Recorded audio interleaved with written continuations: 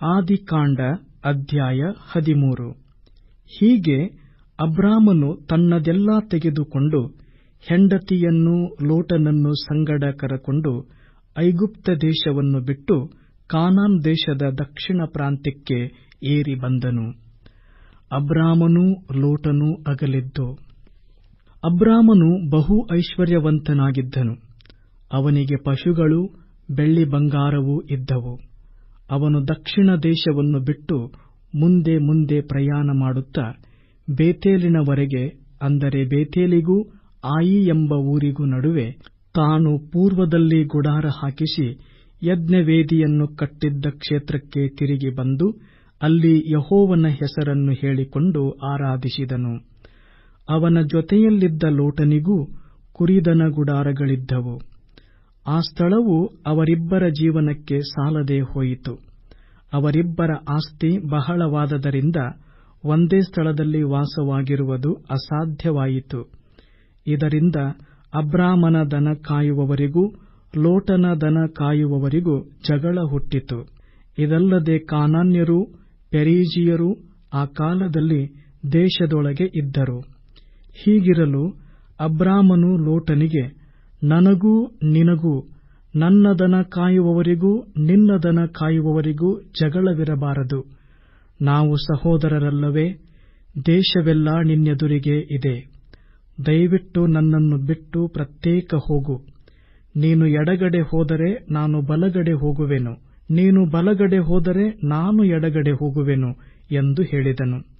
ಲೋಟನು ಕಣ್ಣೆತ್ತಿ ನೋಡಲಾಗಿ ಯೊರ್ದನ್ ಹೊಳೆಯ ಸುತ್ತಲಿನ ಪ್ರದೇಶವು ಚೋಗರೂರಿನ ತನಕ ಎಲ್ಲಾ ಕಡೆಯಲ್ಲಿಯೂ ನೀರಾವರಿಯ ಸ್ಥಳವೆಂದು ತಿಳುಕೊಂಡನು. ಯೆಹೋವನು ಸೊದೋಮ್ ಗೊಮೋರ್ ಪಟ್ಟಣಗಳನ್ನು ನಾಶ ಮಾಡುವುದಕ್ಕಿಂತ ಮುಂಚೆ ಆ ಸೀಮೆಯು ಯೆಹೋವನ ವನದಂತೆಯೂ ಐಗುಪ್ತ ದೇಶದಂತೆಯೂ ನೀರಾವರಿಯಾಗಿತ್ತು. ಆದದರಿಂದ ಲೋಟನು ಯೊರ್ದನ್ ಹೊಳೆಯ ಸುತ್ತಣ ಪ್ರದೇಶವನ್ನು ಆದುಕೊಂಡು ಮೂಡನ ಕಡೆಗೆ ಹೊರಟನು. ಹೀಗೆ ಅವರಿಬ್ಬರೂ ಪ್ರತ್ಯೇಕವಾದರು. ಅಬ್ರಾಮನು ಕಾನಾನ್ ದೇಶದಲ್ಲಿ ವಾಸಮಾಡಿದನು. ಲೋಟನು ಯೊರ್ದನ್ ಹೊಳೆಯ ಸುತ್ತಣ ಊರುಗಳಲ್ಲಿ ಗುಡಾರ ಹಾಕಿಸಿ ವಸತಿ ಮಾಡುತ್ತಾ ಸೊದೋಮಿಗೆ ಬಂದನು. ಆದರೆ ಸೊದೋಮ್ ಪಟ್ಟಣದವರು ದುಷ್ಟರೂ ಯೆಹೋವನಿಗೆ ಮಹಾಪರಾಧಿಗಳೂ ಆಗಿದ್ದರು. ದೇವರು ಅಬ್ರಾಮನ ಸಂತತಿಯವರಿಗೆ ಕಾನಾನ್ ದೇಶವನ್ನು ವಾಗ್ದಾನ ಮಾಡಿದ್ದು. ಲೋಟನು ಅಬ್ರಾಮನನ್ನು ಬಿಟ್ಟು ಬೇರೆಯಾದ ನಂತರ ಯೆಹೋವನು ಅಬ್ರಾಮನಿಗೆ, ನೀನಿರುವ ಸ್ಥಳದಿಂದ ದಕ್ಷಿಣೋತ್ತರ ಪೂರ್ವ ಪಶ್ಚಿಮಗಳಿಗೆ ಕಣ್ಣೆತ್ತಿ ನೋಡು. ನೀನು ನೋಡುವ ಈ ದೇಶವನ್ನೆಲ್ಲ ನಿನಗೂ ನಿನ್ನ ಸಂತತಿಗೂ ಶಾಶ್ವತವಾಗಿ ಕೊಡುವೆನು. ನಿನ್ನ ಸಂತಾನದವರನ್ನು ಭೂಮಿಯ ಧೂಳಿನಷ್ಟು ಅಸಂಖ್ಯವಾಗಿ ಮಾಡುವೆನು.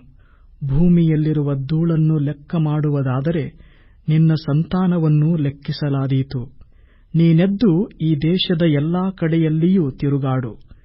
ಇದನ್ನು ನಿನಗೆ ಕೊಡುವೆನು ಎಂದು ಹೇಳಿದನು.